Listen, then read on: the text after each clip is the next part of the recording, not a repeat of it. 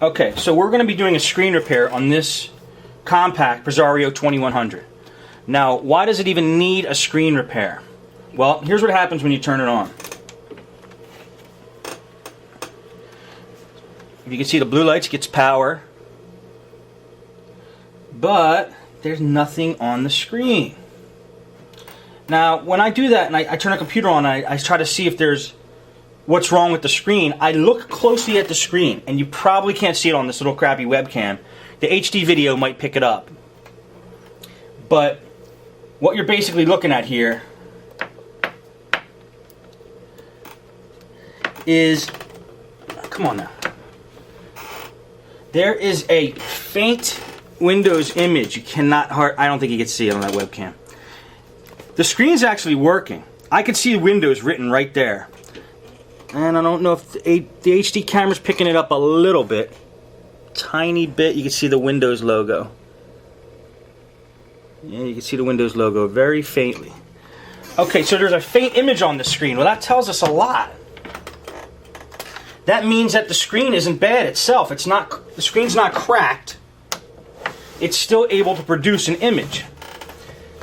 So if it's able to produce an image, then what's wrong with it? Well, one of two things could be wrong with the screen at this point. The bulb that basically sits along the whole bottom of the screen, it's the length of the screen. It's a fluorescent bulb. This is before they put LEDs in screens. It's actually a real fluorescent bulb, really skinny. Actually, I have one. I'll show you.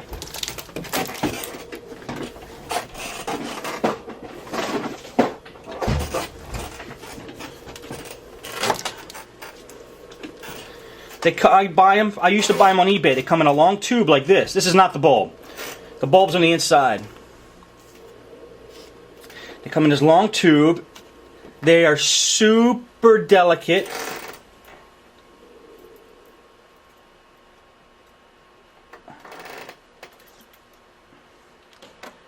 And that baby is a bulb. If I push my fingers a little too hard in one direction, it'll snap that thing in half. Ooh. Now, I used to buy these on eBay. They're cheap. They're like 10 bucks a piece. And install them into the bottom of the screen. But screens are not meant to have that done to them. You almost always have to break the screen to get the bulb in. And even when you get the bulb in and put it all back together, you're taking a chance. It's not the way. They're not meant to be replaced. They're just not. Unless you have a real good streamlined procedure for doing it, I wouldn't recommend it. But you can do it. 10 bucks. They're CCFL.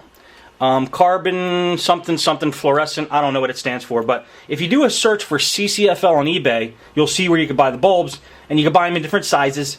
And that'll fit the screen that you want to put them in. I used to do them. I did about 5 of them. All of them were a success. But it's such a pain in the neck, I don't do them anymore. If the bulb is bad, I replace the whole screen. That's what I do. Now, there's another thing that could be wrong that's causing this. And I don't know if you can see the faint image yet. It's coming through a little bit more. Anyway, I got a Windows screen right here I can see. The other thing that could be wrong is it's called an inverter board. And this is a piece of circuit board that sits right here in the bottom of the screen.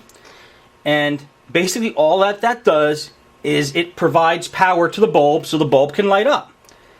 So, if there's no backlight, but you're still seeing an image on the screen, that means either the bulb is burnt out, or the inverter board that's supposed to power the bulb is burnt out. Both of them will give you the same exact symptom. So, how do we find out which is which? Well, what I like to do is first see if the inverter's bad. I'll take another screen, and this is the best way I can figure out how to do it, guys.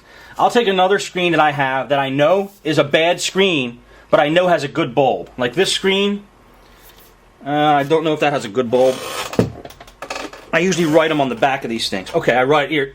When I do a screen repair, I save the broken screen. This has a good bulb, but the colors are messed up on the screen. That's why we had to replace this screen for some customer. But I know the bulb's good. So I can put this and plug it in there, and if this thing lights up, then I know the inverter's good in this computer. Because the inverter powered this screen, it should be able to power this screen, but if it doesn't power this screen, then we know the bulb is bad. All right, I'm going to power this down now, take the front bezel off the screen, check the inverter out. So I can see a faint image, so I'm just going to go by that. Here's another way where you can work on a screen like this. Actually, external monitor.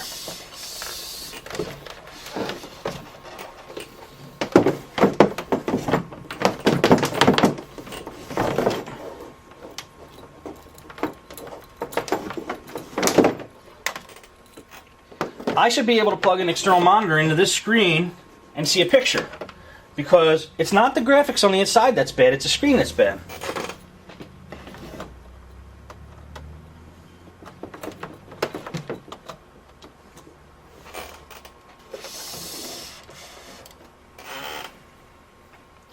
And there it is. So now I can work with this computer at least enough to turn it off properly.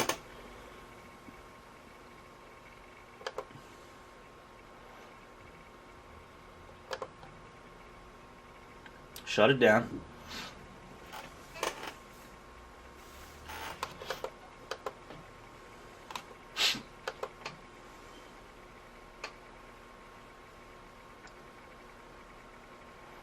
Yeah, don't turn it off just using the power button. It's not good for Windows. Windows wants to be turned off when it wants to be turned off. It doesn't want you to decide when Windows goes off. So just do it the normal way. I've had a lot of customers come in with damaged operating systems because they just hit the power button and hold it for 5 seconds when they turn their computer off. You do it enough times and Windows technically says, look, forget you. If you want to keep doing that to me, I'm going to corrupt myself.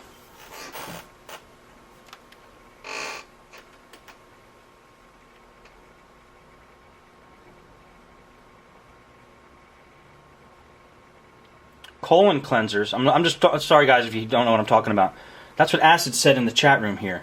Was there an ad for colon cleanser that came up on my video? It did? I guess Podnutz means, maybe they're trying to interpret that to mean something bodily? I don't know. Because all those ads are contextual. They go by what words are printed on the screen somewhere. And they actually go by what's written in the chat room. So if you guys are writing stuff in the chat room, you might see an ad pop up related to what you guys are talking about. So keep it clean. Okay. Now, how do we get this front panel off? It's a good question. I don't know. No, I'm just kidding. What you have to do basically is take, there's usually screws on the front of the computer, the front panel, and you can't see them because they're usually buried under these rubber nubs. If you can see, there's like rubber nub here, rubber nub here, and we're going to pull them off and we will see that there's screws under there. I use like a really small screwdriver to pull them off. Let me go get one.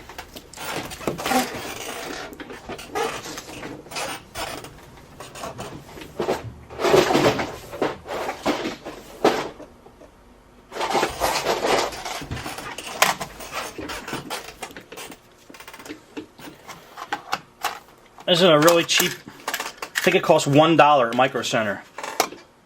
A set of these precision screwdrivers.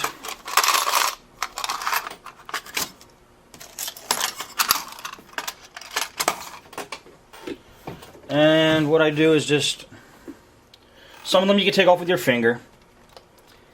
If you can take these nubs off with your finger, do it, because your finger's not going to scratch the plastic like a screwdriver will. Now, you're also going to see that when you pull these off, you can't see it in the, oh yeah, you can see it in the video there. When you pull these off, you're going to get that sticky glue. There's a sticky kind of glue there. Well, that glue is what's going to keep these things on. Actually, let me unplug this real quick. And pull the battery out. Just in case the thing decides to turn on or something while we're working on it.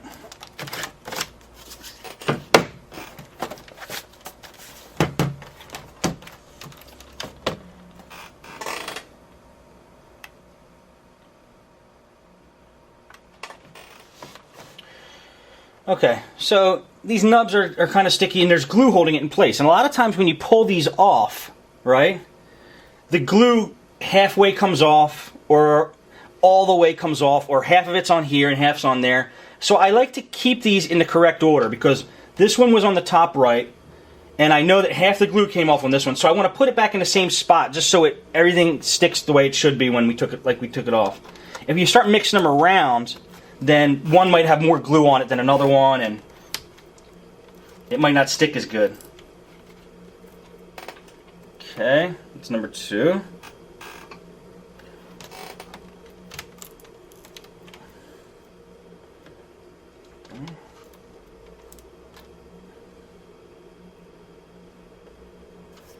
And then there's these 2 down here. Now these are not rubber things, they're little plasticky stickers, so we got to get that off with a screwdriver.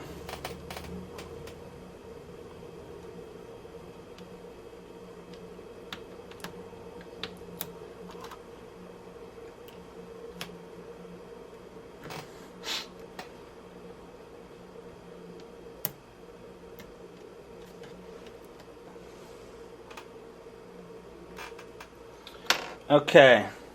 Now I kind of set them up in a little configuration here. Can you see it right there? That in the same configuration as I took them off the screen. This way I know which one goes where.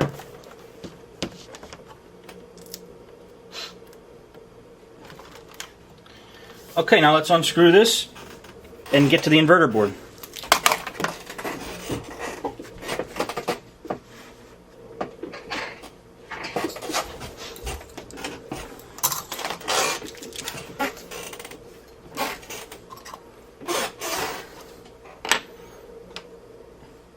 Here's another important tip. When you're unscrewing screws from a laptop screen, you want to take your screwdriver and point it in a direction that if it slips off of the computer when you're unscrewing it, it doesn't scratch the screen.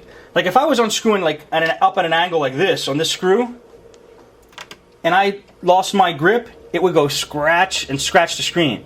So try to point your screwdriver a little bit in the opposite direction of the screen, so if it does slip off, it won't scratch your screen. So this I'm going to point a little bit downwards when I'm unscrewing it. Just in case I slip, I don't hit the screen. I've done that before. All of the lessons I learned here, I learned the hard way. So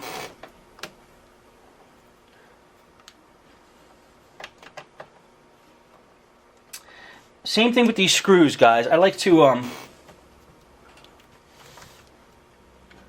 to keep them in the same configuration as they came out of the screen, because the screws themselves have glue on them too. And you just want all the glue to match up the way that it originally came off to keep the stickiness at a good level.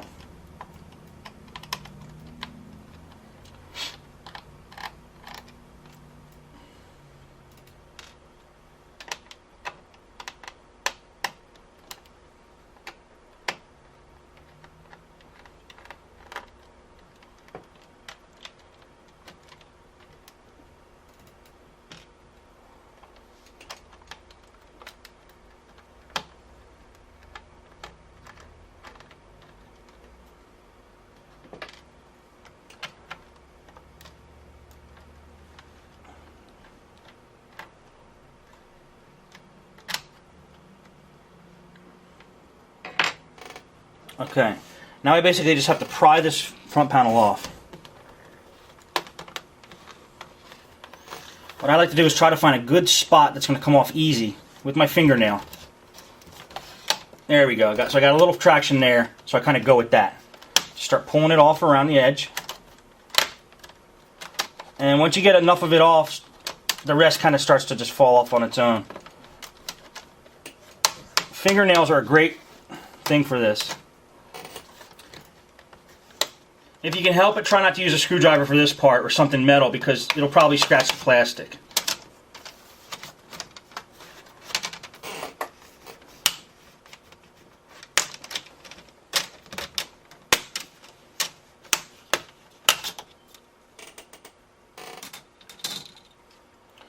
Okay, so there's the inverter board down there.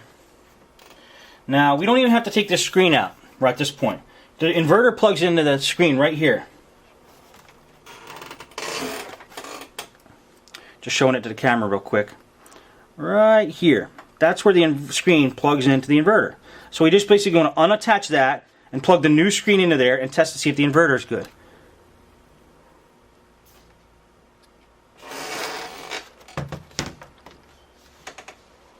So let's see if we can get that out nice and easy.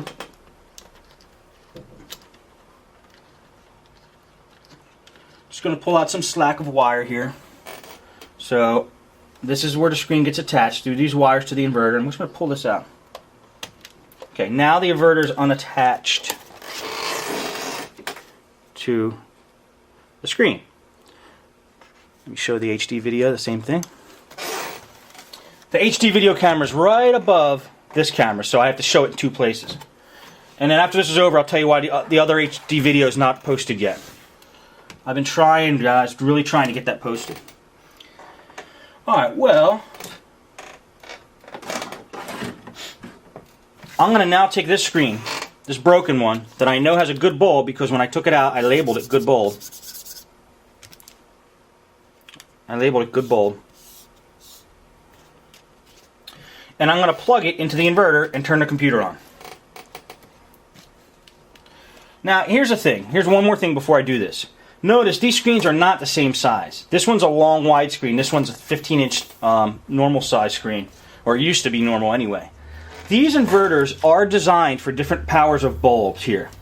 You know, so it would be a good idea if you had a few of these broken screens that you could test it with, like 3 or 4 different ones. This way, you could test to see if the inverter is bad, because maybe this inverter doesn't have enough power to power this bulb. It's not really common, but it's not likely that would be like that, but it could be that this inverter wouldn't power this bulb, even if the inverter was good. So try to, if you have a couple screens laying around, I brought a batch of like 4 of them out. I'm going to try them all on this inverter if the inverter doesn't work.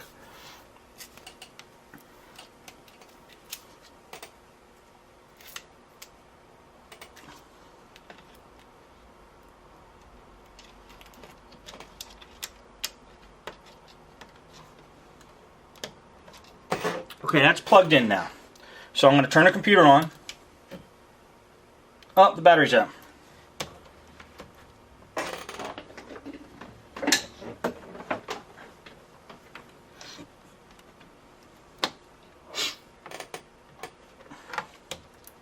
Okay, I'm going to turn this computer on. See what happens.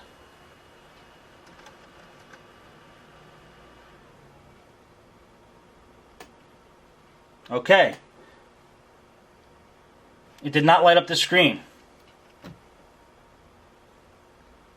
No light on that screen.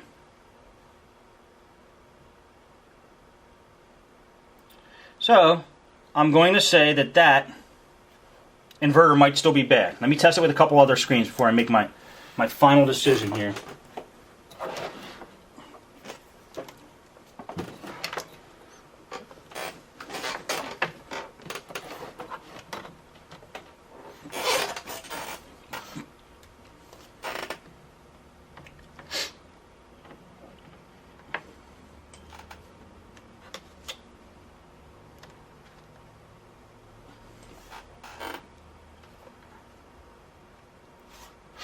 When you're using an external monitor, sometimes you have to hit function F4, F2, whatever the little image is with the screen on your key there.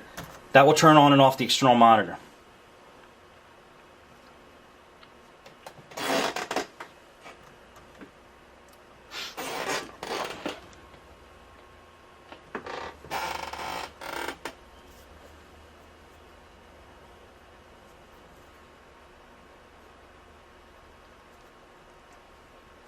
I just want to power this computer off and then I'll try another screen.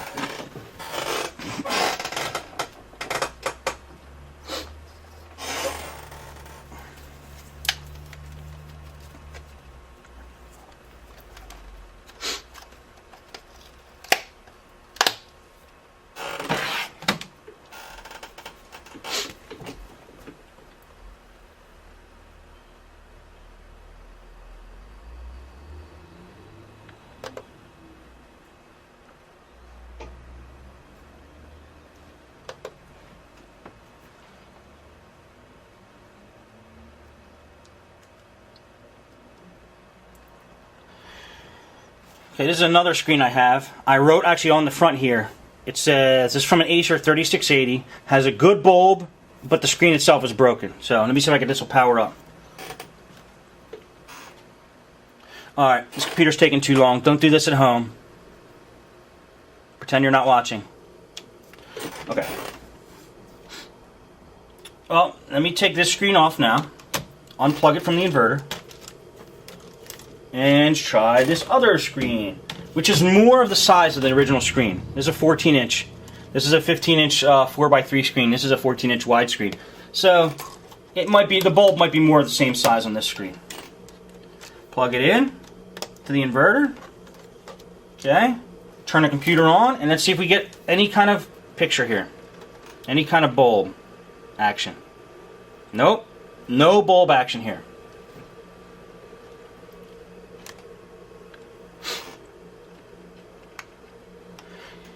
Now, we shouldn't be seeing the windows on this screen, even if it did work, because all I'm plugging into the screen here is the inverter. I'm not plugging in an LCD cable, which actually goes to the back of the screen. There's an LCD cable that goes from here all the way to the back of the screen and connects in the back of the screen up here somewhere. I didn't plug that into this screen. I just plugged the inverter into this screen. So, let me unplug the inverter. Again, this isn't smart to do while the computer's running. That inverter actually puts out, I think it's like 1,000 volts or some crazy number. So you don't want to get a shock by that. But I want to show you this. There's the connector where the LCD cable plugs in. And it just plugs right, goes right up the back, plugs right into there, and then it usually ends up right about there on the screen on the back. But we're just testing the inverter to see if the inverter's bad or the bulb's bad, so we don't need to do that. We just have to plug this into the inverter and see if we get some light. We're looking for some light. And usually on these cracked screens, if the inverter is working, we'll get light. The whole thing will be gray with cracked colors, like looking colors all around the whole thing. And that didn't happen. So I tested 2 screens with this inverter. I'm going to determine at this point that the inverter's bad. So let me power this thing down again. And then I'll show you how I buy an inverter.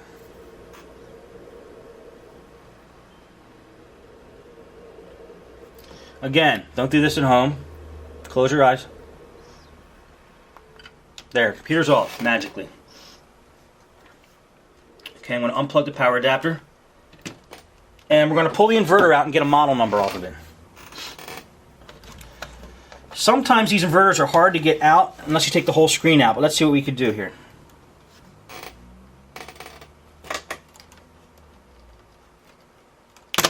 Oh, this one's just kind of stuck in there, so no screws holding this in. Just pops right out.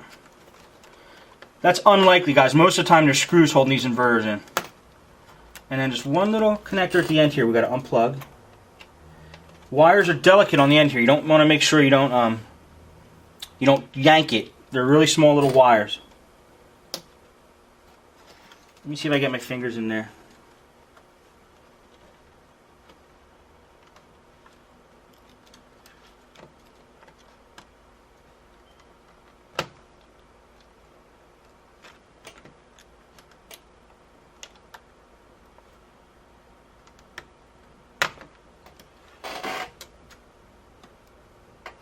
Well, this isn't cooperating.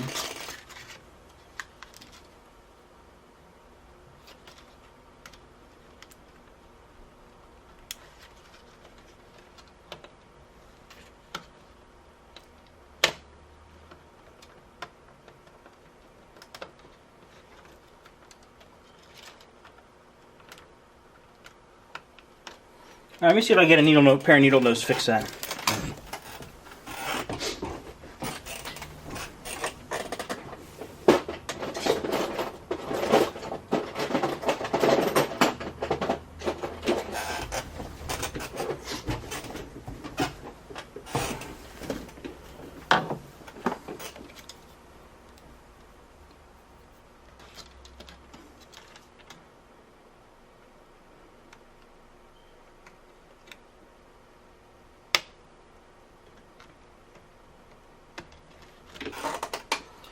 Ah, this isn't going good.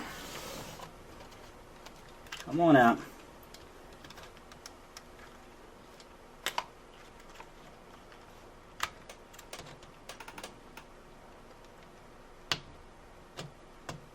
There we go. Yippee. Alright, so now we got the inverter out. Let's put this off to the side.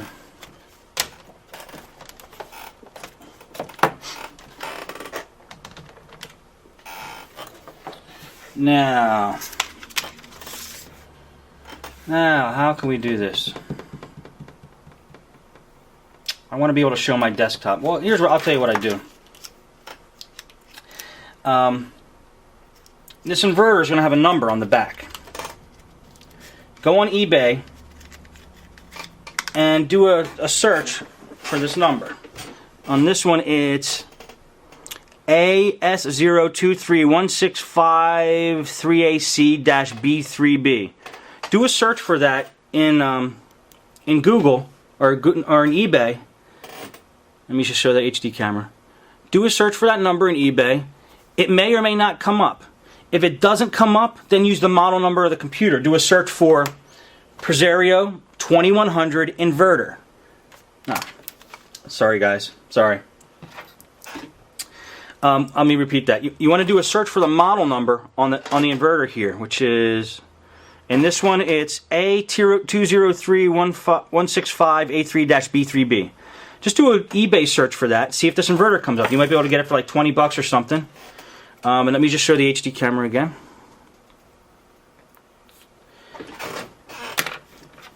And see if it comes up.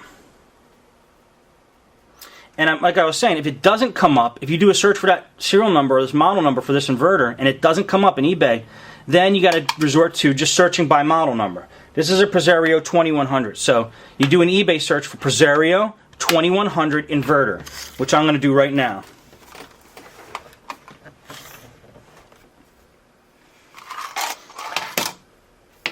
Yeah, we could probably swing this.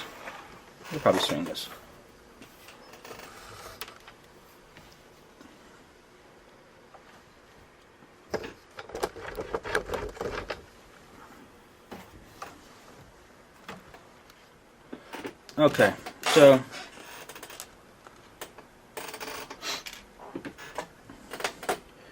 let's see. Start up Firefox.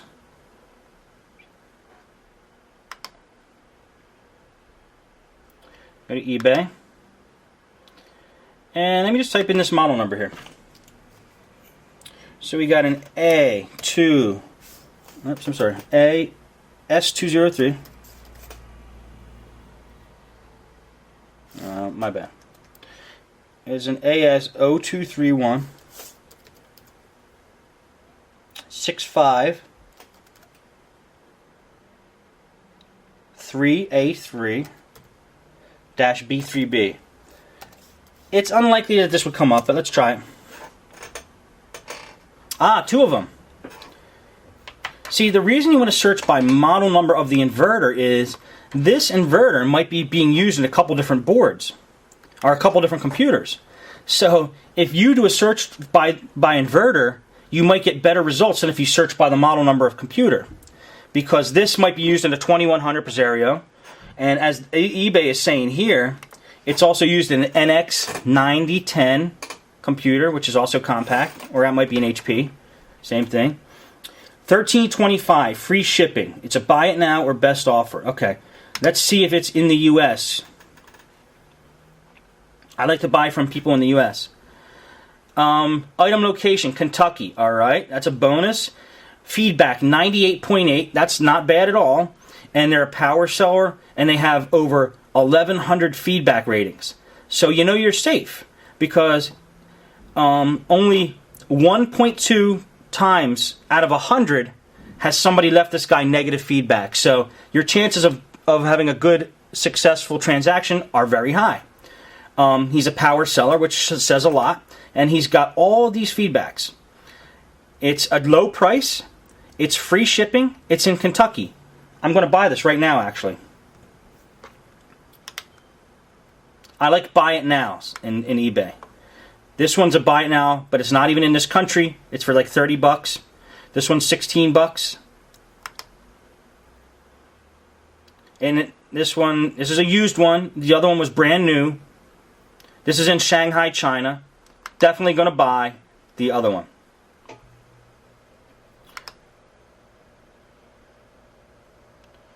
Buy it now. That's what we're doing. Okay, don't look at my password. Okay, I'm going to hit continue. Commit to buy. Pay now.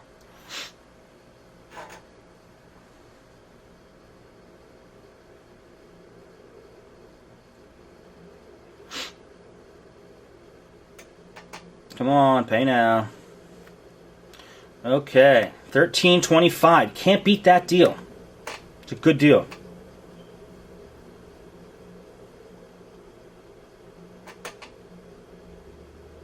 Okay, I'm going to log in through PayPal. Don't look.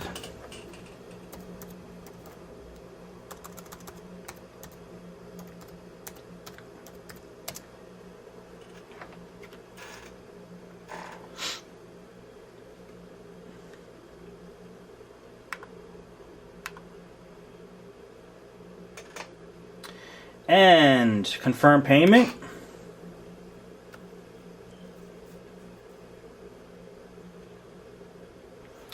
Thank you for your payment. Done deal. Now I just wait, and when it comes in, I install it, and that's that. So I'm not even going to put the thing back together because that would be a waste of work right now. What I'm going to do is take all the screws and stuff. I'm going to take all the screws and stuff over here, put them in like a little baggie or something, a little plastic bag, and then just hold it until the inverter comes in, install the inverter, and then put everything back together. Someone's asking in the chat room, what do I charge a customer for that part? I'd probably charge them like 40 bucks. 35, 40 bucks.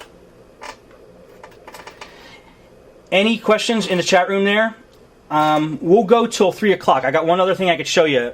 I have a laptop repair jack, and I want to show you one technique I do. I'm not going to do the whole job, but I'll show you one technique. But as far as screen repair, ask in the chat room any questions you have. And that's 40 bucks in addition to 79 for the labor. That's what I charge for that job. 79 for the labor. I would charge them 40 bucks for that part. No Bad Dog is saying old 35mm canisters and Altoid tins are great for storing parts. I'll show you what I use for storing parts too.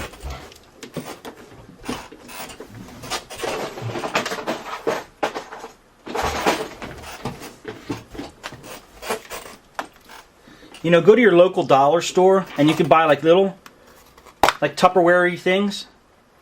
And they're, I think it was $1 for like 3 of these. And I use these all the time. I could put processors in there.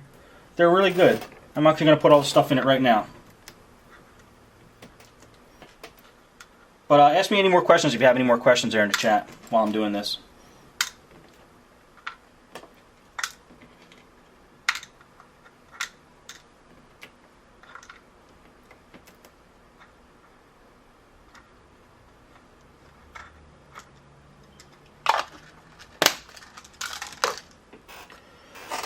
Okay.